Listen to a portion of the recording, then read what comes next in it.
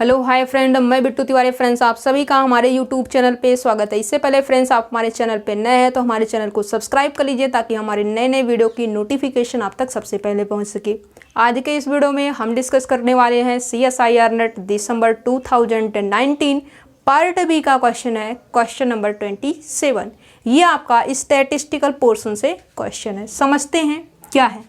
यहाँ पे क्या है, कहता है let x and y be independent exponential random variable with mean 1 by lambda and 1 by mu respectively with lambda not equals to mu.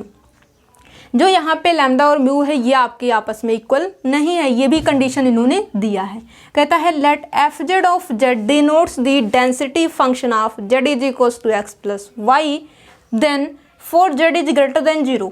ये condition होगी तो इनमें से आपका कौन सा ऑप्शन ट्रू होगा। मतलब जो आपका डेंसिटी फंक्शन होगा वो इनमें से कौन सा होगा। ये कहता है f z of z is equals to lambda plus mu into exponential to the power minus lambda plus mu into z. Second option में कहता है f z of z is equals to lambda mu upon lambda plus mu into exponential to the power minus lambda mu upon lambda plus mu into z. अब देखिए थोड़ी सी यहाँ पे changing है, but यहाँ पे चेंजिंग थोड़ी नहीं है, बिल्कुल ज़्यादा सी है। F z z is equals to this और यहाँ पे f z of z is equals to this. ठीक है। अब इस क्वेश्चन को सॉल्व करने से पहले आपके पास एक फार्मूला है, एक थ्योरम है, उसको आपको ध्यान में रखना होगा। उसकी हेल्प से ही आप इस क्वेश्चन को सॉल्व कर सकते हैं। ठीक है, समझते हैं। अब यहाँ पे क्या है और वो थ्योरम जो है वो आपकी क्या कहती है उसको भी हम यहाँ पे बताते हैं। ठीक है, वो ये कहती है कि यदि आपके पास मीन्स कन्वोल्यूशन थ्योरम है, वो क्या कहती है कि x और y आपके पास यदि इंडिपेंडेंट रैंडम वेरिएबल हो जिनके पास जो मीन है वो 1 by लैम्डा और 1 by म्यू, इसकी अभी बाद में डिस्कस करेंगे। पहले यहाँ पे हम लेंगे कि x और y यहाँ पे इंडिपेंडेंट रैंडम वेरिएबल है। इसके पास जो है जो डेंसिटी फंक्शन है वो f1x और f2x है और उसके अकॉर्डिंग हम यहाँ पे क्या करेंगे, एक डेंसिटी फंक्शन क्या है, एक हम डेंसिटी फंक्शन लेंगे, उसको हम g ऑफ जेड से रिप्रेजेंट करेंगे और उसकी जो वैल्यू होगी उसको यहाँ पे देखेंगे कि थ्योरम की हेल्प से कैसे लिखी जाती है। ठीक है, थ्योरम यहाँ पे समझाते हैं। थ्योरम आपकी ये कहती है x और y क्या है, let x and y be the independent random variable having density function, let x and y be the independent random variable having density function f1x f2x। ठीक है, having density function f1x and f2x respectively, then the density function of f1x and f2x is denoted by g of z। क्या है, g of z, और इसको represent कैसे करेंगे, minus infinity to infinity f1v f2z, और यहाँ पे किसका लिखना है, z is equal to x plus y का। ठीक है, let x and y be the independent random variable और उसके करेस्पॉन्डिंग जो इनकी डेंसिटी फंक्शन है उसको हमने लेट किया f1x और f2x, और उसके बाद जो है जो z is equal to x plus y के करेस्पॉन्डिंग आपको डेंसिटी फंक्शन है उसको आपने मेंशन किया g ऑफ z, और इसकी जो वैल्यू है कैसे लिखी जाती है वो आप थ्योरम की हेल्प से लिख रहे हो, minus infinity to infinity f1b f2, और यहाँ से क्या हो जाएगा, जब आप x is equal to v रखेंगे तो z माइनस, और यहाँ से y की वैल्यू क्या हो जाएगी, z माइनस v, और यहाँ पे किसके रिस्पेक्ट में, इंटीग्रेशन dv के रिस्पेक्ट में। ठीक है, which is f1 conclude f2। ठीक है, ये हो जाएगा आपका। अब यहाँ पे जो है क्लियरली गिवन है, क्या गिवन है कि यहाँ पे जो x और y random exponential independent random variable है उसके करेस्पॉन्डिंग जो इसका मीन है 1 by लैम्डा और 1 by म्यू है, तो उसके करेस्पॉन्डिंग आपको f1x की वैल्यू और f2x की वैल्यू जो भी होगी वो आपको लिखनी होगी। ठीक है, मीन्स उसके करेस्पॉन्डिंग आप fx और fy लिख दीजिए। ठीक है, देखिए सिंस x एंड y, अब इसके अकॉर्डिंग चलिए, since x and y are independent exponential random variable with mean 1 by lambda and 1 by mu. ठीक है, ये आपकी गिवन है। अब गिवन है तो इसका यूज भी आपको करना होगा।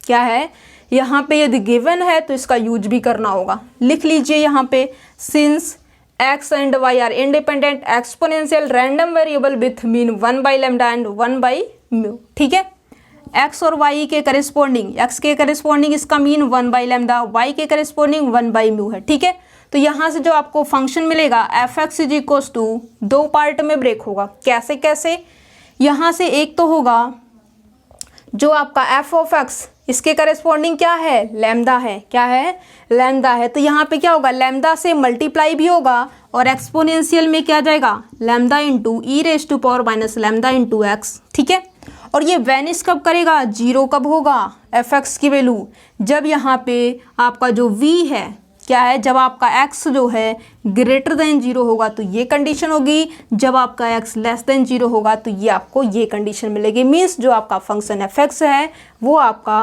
वैनिश करेगा। ठीक है, अब किसी एक जगह पे आप इक्वलिटी भी लगा दीजिए। क्या है, किसी एक पोजीशन पे आप इक्वलिटी भी लगा दीजिए। चलिए, हमने इक्वलिटी यहाँ पे लगाई है कि जब आपको x greater than equals to 0 मिलेगा तो f(x) की value lambda into exponential to the power minus lambda into x मिलेगी, और बाकी ये है। ठीक है, अब इसके करेस्पॉन्डिंग आप क्या कर दीजिए, इसको करेस्पॉन्डिंग आप y है तो यहाँ पे f(y) लिखिए। इसके करेस्पॉन्डिंग आपको क्या मिलेगा, यहाँ से आपको मिलेगा म्यू है तो यहाँ से आपको mu exponential to the power minus mu into x है, नहीं है यहाँ पे, और यहाँ पे है क्या, y, तो यहाँ से आपको y मेंशन करना होगा। और ये 0 कब होगा, जब यहाँ पे y greater than equals to 0, ये आपका y लेस देन 0। ठीक है, अब बात ये आ गई कि इसके इंटीग्रेशन की लिमिट। अब इसी बात को इन्होंने क्या किया है, एफ ऑफ जेड से रिप्रेजेंट किया है। अब इसकी लिमिट आपको इस क्वेश्चन के अकॉर्डिंग चेंज करनी है इस थ्योरम में।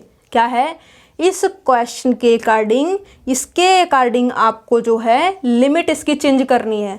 लिमिट, अब जेड की वैल्यू मतलब यहाँ पे v की लिमिट देखनी है आपको, v, तो यहाँ से क्या हो जाएगा, देखिए अब यहाँ पे जो है f(x), अब यहाँ पे जब आप ले लेते हो x is equals to v, क्या है, x is equals to v जब आप लेते हो तो यहाँ से जो है देखिए f(x) में जो है क्या है, f ऑफ x वैनिश, क्या है, जो आपका f(x) है वो वैनिश कहाँ पे होता है, वैनिश तब होता है जब आपका x लेस देन 0, मतलब f(x) वैनिश टू 0 कब, जब आपका x लेस देन 0, मतलब यहाँ पे f of v is equals to 0 होगा कब, जब आपका v लेस देन 0, मतलब v की जो लोअर लिमिट है वो तो मिल चुकी है 0, अब अपर लिमिट देखनी है। अब यहाँ पे z is equals to x plus y है, यहाँ से आप y देखिए, इसके अकॉर्डिंग आइए, यहाँ से जब आप आएंगे तो यहाँ से आपको जो है z is equals to v plus y, और यहाँ से y देखेंगे, y is equals to z minus v. अब यहाँ से क्या है, v less than 0, y less than 0, मतलब z minus v less than 0, z आपका लेस देन v होगा, मतलब v आपका ग्रेटर देन z होगा। v की वैल्यू कहाँ से कहाँ तक वेरी करेगी, 0 टू z। ठीक है, इंटीग्रेशन की लिमिट तो आपको मिल चुकी है। क्या है, इंटीग्रेशन की लिमिट 0 टू z आपको मिल चुकी है। मीन्स यहाँ पे आपको लिखने की ज़रूरत है, और इसको क्या लिखने की ज़रूरत है, g of z is equals to f z of z। ठीक है, अब यहाँ पे f1b मतलब ये रहा, f2z माइनस वी मतलब यहाँ पे y के प्लेस पे z माइनस वी रखी जाएगी। ठीक है, और ये चीज़ रखी जाएगी, और ये चीज़ें रखेंगे कहाँ पे, इसके अंदर, इसको आप बना दीजिए इक्वेशन नंबर a। ठीक है, फिर से देखिए, आपने इस क्वेश्चन को क्या किया है, जस्ट आपने थ्योरम अप्लाई किया है, थ्योरम की हेल्प से आपने इसको, जिसकी डेंसिटी फंक्शन क्या है, जो इसका डेंसिटी फंक्शन था उसको जो है आपने लिखा, और फार्मूले की हेल्प से ये आपका हुआ। ठीक है, फिर यहाँ पे गिवन है कि x और y आपके इंडिपेंडेंट एक्सपोनेंशियल रैंडम वेरिएबल है, जिसका जो मीन है 1/λ और 1/μ है, उसके करेस्पॉन्डिंग आपने f(x) और f(y) को लिखा। ठीक है, f(x) को जो लिखने का मेथड है वो आपका ये है, जैसा कि आपको पता है, और f(y) को लिखने का मेथड आपका ये है। ठीक है, अब बात आ गई कि हम इंटीग्रेशन की लिमिट को कैसे देखेंगे। इंटीग्रेशन की लिमिट को देखने के लिए यहाँ पे क्या होगा, x लेस देन 0, मतलब x is equals to v ही तो हम लिख रहे हैं इसके अंदर, तो यहाँ से क्या हो जाएगा, x लेस देन 0 पे f(x) आपका वेनिश होता है। तो सिमिलरली f(x) आपका वेनिश हो रहा है कब, जब x लेस देन 0। अब यहाँ पे x = v है तो v आपका लेस देन 0, मतलब यहाँ पे dv के रिस्पेक्ट में, मतलब v की लिमिट यहाँ पे लगाई गई है -∞ टू ∞। अब यहाँ पे इस क्वेश्चन के अकॉर्डिंग v कहाँ पे बदल जाएगा वो देखना है। v की लिमिट क्या है, लेस देन 0। अब सिमिलरली इसके अकॉर्डिंग fy के अकॉर्डिंग y की जो, मतलब यहाँ पे v की जो लिमिट है, z और v में जो रिलेशन है वो देखने की कोशिश कीजिए। y लेस देन 0 पे fy आपका वेनिश है, मीन्स z = b + y। यहाँ से हम क्या करेंगे, y की वैल्यू फाइंड आउट करेंगे। अब यहाँ पे y आपका लेस देन 0 है तो यहाँ से z - v less than 0, z आपका less than v, means v is greater than z। तो v क्या होगा, 0 to z वेरी करेगा, मतलब v की जो लिमिट है वो लोअर लिमिट तो 0 है और इसकी अपर लिमिट z है। ठीक है, अब यहाँ पे सब कुछ रफ करने की ज़रूरत है। ठीक है, तो देखिए यहाँ पे हम करते हैं इसको रफ। यहाँ से आपको क्या हो जाएगा, f(z) of z = g of z = यहाँ से क्या हो जाएगा, v की लिमिट। देखिए इसके अकॉर्डिंग इसको अब चेंज करने की रिक्वायरमेंट है। क्वेश्चन के अकॉर्डिंग v क्या है, 0 to z वेरी हो रहा है। अब ये -∞ टू ∞ हट के क्या हो जाएगा, 0 से z जाएगा। ठीक है, f1v, v = क्या है, x है, मीन्स ये है f1x। अब यहाँ पे 0 तो लेना नहीं है, मतलब यहाँ पे लेस देन 0 की कंडीशन वेनिस वाली देखनी नहीं है, इसकी वैल्यू ये है f1b, मीन्स यहाँ पे लैम्डा * e⁻⁻ लैम्डा * v हो जाएगा। ठीक है, x = v। अब यहाँ पे y = z - v है, देखिए यहाँ से। ठीक है, तो यहाँ से जो है y = यहाँ पे z - v। अब यहाँ पे क्या है, मीन्स ये वाली कंडीशन होगी, तो यहाँ से आपको क्या मिलेगा, * μ exponential to the power -μ * y की वैल्यू यहाँ पे क्या है, z - v, क्या है, z - v। ठीक है, और यहाँ पे क्या है आपका dv, इसको आप एज इट इज रखिए। अब बाकी आपको कुछ नहीं करना है, जस्ट इसको सिंप्लीफाई कीजिए और जैसे ही आप सिंप्लीफाई करोगे तुरंत आपको आंसर मिल जाएगा। ठीक है, आइए सिंप्लीफाई कर देते हैं। यहाँ पे क्या होगा,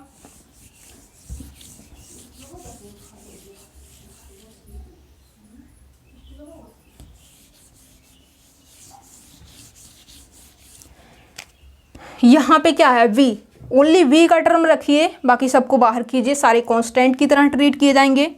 ये आपको मिलेगा लैम्डा म्यू, और यहाँ पे जो आप इसको अलग अलग करेंगे तो z भी आपका कांस्टेंट की तरह ट्रीट करेगा, क्योंकि v के रिस्पेक्ट में आपका इंटीग्रेशन है। तो यहाँ से क्या हो जाएगा, -μz भी बाहर आएगा, e⁻⁻ z, और इंटीग्रेशन के अंदर रहेगा कौन कौन, integration 0 to z e⁻⁻λ v, और यहाँ से आपको मिल जाएगा into exponential to the power -- μ v हो जाएगा, और यहाँ से आपका dv हो जाएगा। ठीक है, यहाँ से आपको क्या मिलेगा, lambda mu exponential to the power -μ z, और यहाँ से आपको जो है क्या मिलेगा, यहाँ से आपको मिलेगा, चलो इसको पावर में ऐड करके लिख देते हैं, 0 to z e⁻⁻ lambda * v * dv। ठीक है, अब e⁻x dx क्या होता है, इंटीग्रेशन है, तो e⁻x अपॉन x के जो कोफिशिएंट होता है उसका नीचे होता है इंटीग्रेशन, तो वैसा ही करना है यहाँ पे भी, बिल्कुल इजी वे में करना है। लैम्डा म्यू e⁻⁻ z, और यहाँ से आपको मिलेगा exponential to the power mu minus lambda, और यहाँ से आपको मिलेगा v upon mu minus lambda, और लिमिट क्या जाएगी, लिमिट आपकी 0 to z जाएगी। ठीक है, ये हो जाएगा आपका। चलिए सिंप्लीफाई करते हैं।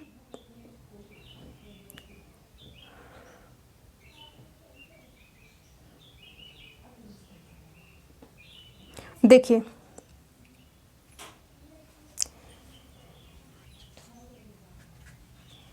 अपने सिंप्लीफिकेशन के लिए इसको माइनस कर दीजिए, इसको पॉजिटिव कर दीजिए और नेगेटिव साइन बाहर कर दीजिए, ये रहा। तो यहाँ से आपको लैम्डा माइनस म्यू हो जाएगा, क्या है, क्योंकि यहाँ पे जो भी है लैम्डा प्लस म्यू, नीचे आपका लैम्डा माइनस म्यू, जो भी है इसके अकॉर्डिंग चलिए हम सिंप्लीफाई कर देते हैं लैम्डा माइनस म्यू, ठीक है, क्योंकि आपको इन्हीं में से कोई एक ऑप्शन मैच करवाना है, ठीक है। ये रहा आपका, इसको बाहर कीजिए, lambda mu upon lambda minus mu को बाहर करते हैं तो यहाँ से आपको मिलेगा lambda mu upon lambda minus mu, और यहाँ से आपको जो है चलिए यहाँ पे रखेंगे e raised to power minus mu into z, और ये आपको मिलेगा e raised to power this minus, यहाँ पे 0 होगा, e raised to power 0 value 1, क्या है, e raised to power 0 value 1 हो जाएगी, ठीक है। अब यहाँ पे क्या है, माइनस माइनस प्लस मीन्स यहाँ पे हम कर देते हैं 1 minus e raised to power mu minus lambda into z, ठीक है। ये जब आप लिमिट रखेंगे upper limit minus lower limit तो ये चीज़ें आपको मिल जाएगी, ओके।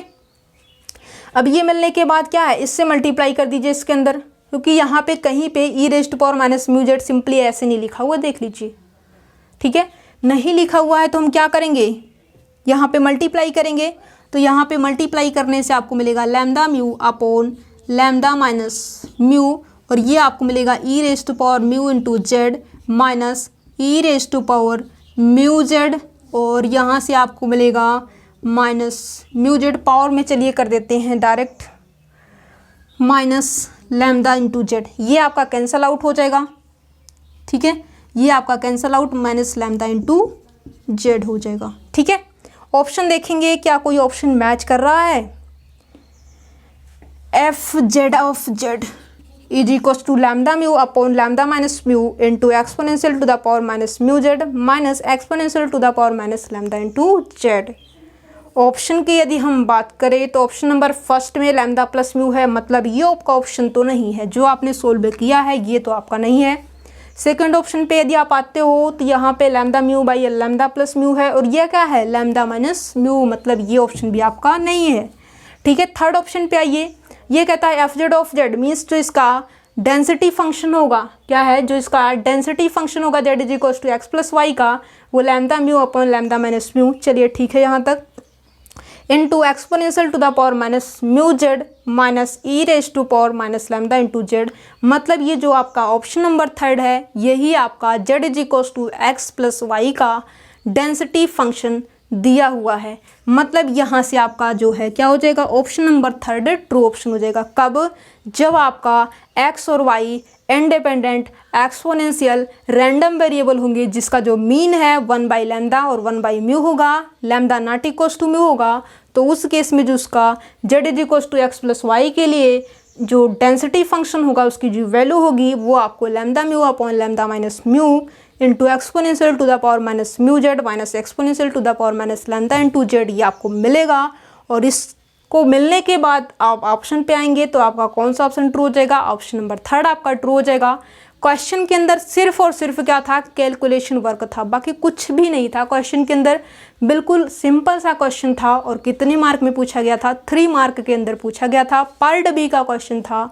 और आपको कितने मार्क मिल चुके हैं, आपको 3 मार्क मिल चुके हैं, सिर्फ और सिर्फ क्या करने से, थोड़ा सा आपको माइंड यूज करने से, मीन्स थ्योरम को यूज करने से और थोड़ा सा कैलकुलेशन वर्क करने से आपको 3 मार्क मिल जाएंगे, ठीक है।